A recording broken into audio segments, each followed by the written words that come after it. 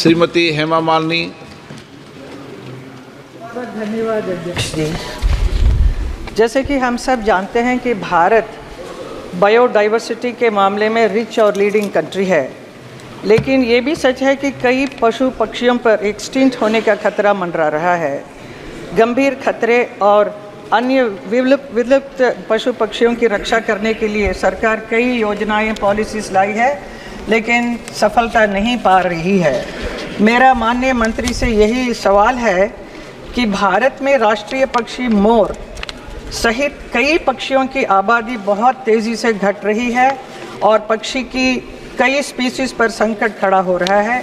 यहाँ तक कि मथुरा जो भगवान श्री कृष्ण की नगरी है, वहाँ पर भी मोर बहुत कम नज़र आने लगे हैं। इस स्थिति को देखते हुए सरकार ने ड्यूरिंग द रिसेंट ईयर्स क्या क्या विशेष कदम उठाए हैं और वो सकारात्मक परिणाम सामने आए हैं क्या? माननीय अध्यक्ष महोदय, माननीय सदस्य ने सही कहा है, वो मथुरा से आती हैं और भगवान कृष्ण के भी मोर पंख ही सिर पे हम देखते हैं। बाकी जो हमारे तमिलनाडु के मित्र हैं वो भी इस बात को जानते हैं कि वहाँ भी भगवान शिव के पुत्र कार्तिकेय की सवारी भी मोर है। तो मोर हमारी पूरी पौराणिक सभ्यताओं में है। माननीय सदस्य ने जो कहा है कि हम एंडेंजर्ड स्पीशीज़ के लिए अलग अलग प्रोग्राम चलाते हैं, और विशेष रूप से tiger conservation, lion conservation, elephant conservation, इनके लिए तो हम चलाते ही हैं। लेकिन जहाँ तक ये जो एंडेंजर्ड स्पीशीज़ हैं, इसके लिए हम समय समय पर नोटिफिकेशन भी निकालते हैं।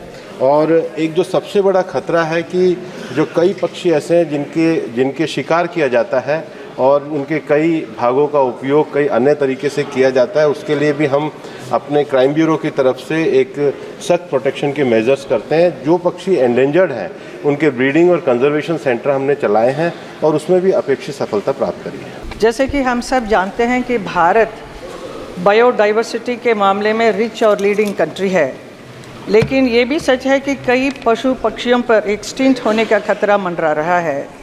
गंभीर खतरे और अन्य विलुप्त पशु पक्षियों की रक्षा करने के लिए सरकार कई योजनाएं पॉलिसीज लाई है, लेकिन सफलता नहीं पा रही है।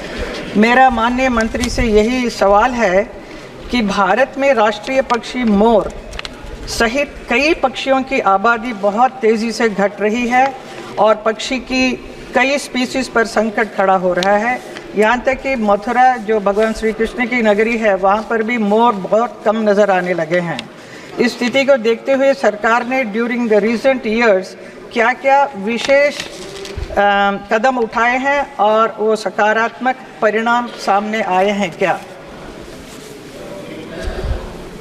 माननीय अध्यक्ष महोदय, माननीय सदस्य ने सही कहा है, वो मथुरा से आती हैं और भगवान कृष्ण के भी मोर पंख ही सिर पे हम देखते हैं। बाकी जो हमारे तमिलनाडु के मित्र हैं वो भी इस बात को जानते हैं कि वहाँ भी भगवान शिव के पुत्र कार्तिकेय की सवारी भी मोर है। तो मोर हमारी पूरी पौराणिक सभ्यताओं में है। माननीय सदस्य ने जो कहा है कि हम एंडेंजर्ड स्पीशीज़ के लिए अलग अलग प्रोग्राम चलाते हैं, और विशेष रूप से tiger conservation, lion conservation, elephant conservation, इनके लिए तो हम चलाते ही हैं। लेकिन जहाँ तक ये जो एंडेंजर्ड स्पीशीज़ हैं, इसके लिए हम समय समय पर नोटिफिकेशन भी निकालते हैं। और एक जो सबसे बड़ा खतरा है कि जो कई पक्षी ऐसे हैं जिनके शिकार किया जाता है और उनके कई भागों का उपयोग कई अन्य तरीके से किया जाता है, उसके लिए भी हम अपने क्राइम ब्यूरो की तरफ से एक सख्त प्रोटेक्शन के मेजर्स करते हैं। जो पक्षी एंडेंजर्ड हैं उनके ब्रीडिंग और कंजर्वेशन सेंटर हमने चलाए हैं और उसमें भी अपेक्षित सफलता प्राप्त करी है।